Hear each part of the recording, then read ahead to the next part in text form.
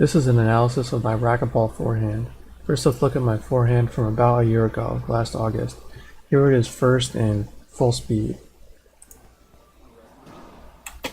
Let's look at it again in slow motion.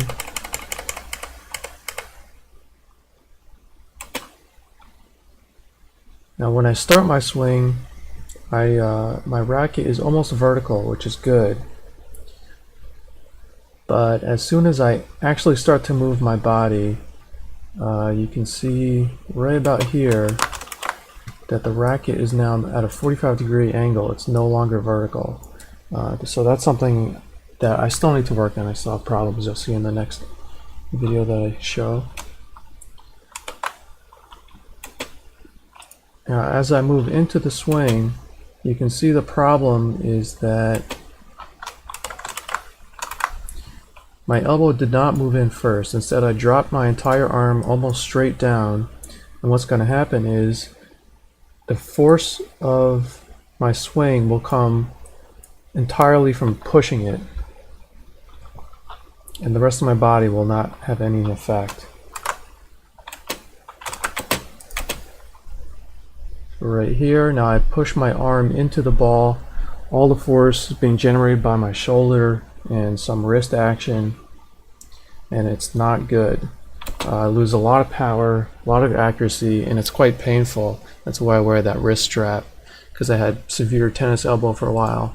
Now I've been swinging that way for about 15 years, so you can imagine how hard it was for me to change, but I'm starting to work on it and it's getting a little better. So here's another video from today. Let's look at it in full speed first. Let's watch it again because I think the video got corrupted. It already looks a little better just visually. And in slow motion, so you can see that I still have the same problem where the racket is, it's even worse than a 45-degree angle now. I really need to get that straight up.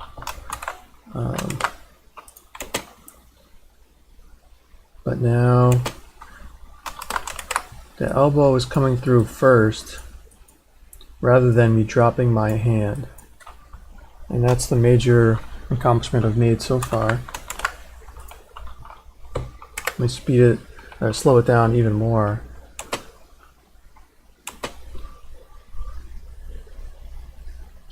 Now my elbows come through, my wrist has come through, and right when I hit the ball, you can see that I flip my racket over, which also isn't great. But it's a pretty good shot.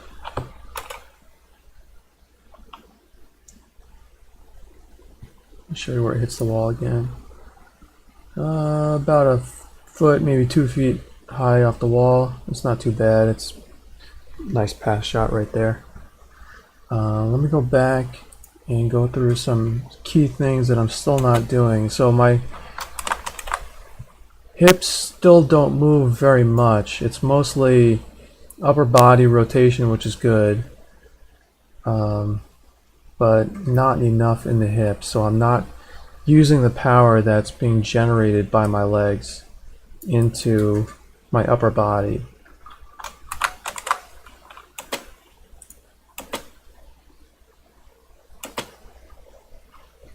And also, this is the same thing at the last video, but my body is not straight. Instead, it angled over, so I'm off balance a little bit, which probably causes some power loss and some accuracy loss.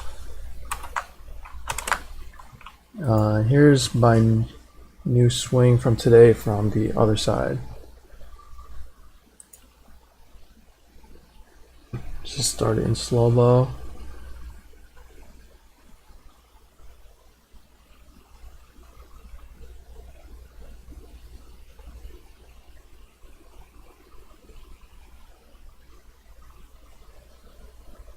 Again, racket at 45-degree angle. Step into the ball. Right there you can see the elbow is coming in first, which is good. So the elbow is definitely in front of the hand right now.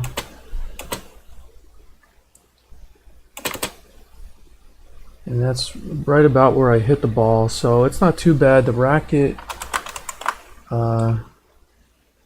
is at a slight angle. It could be a little more parallel to the ground, but it's not too bad really. And the ball, this is a frame or two after I actually hit the ball, but it's pretty much right in the sweet spot. So this is after I hit the ball, that's why it's moved just a little bit. And after I hit the ball, my racket turned over, but then I turned it the other way. Let me show that again.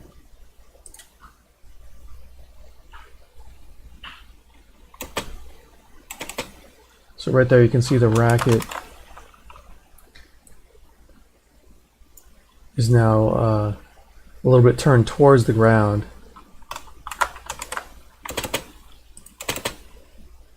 And now it's completely facing the ground.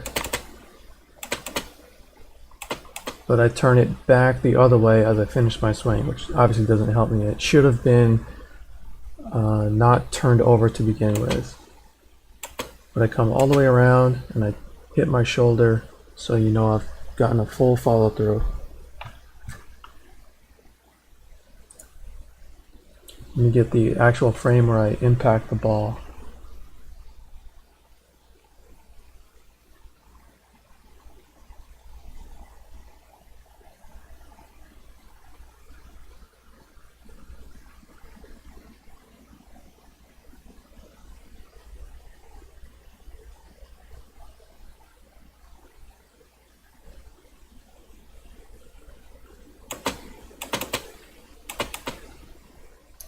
Another problem that you can see that I'm having is that the racket is under my hand, like way under, and that's why I flipped the racket over at the end to make up for the fact that it's under my hand.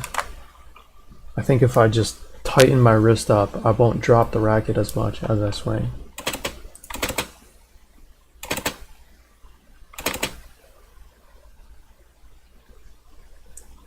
So that looks pretty good. That's my new forehand.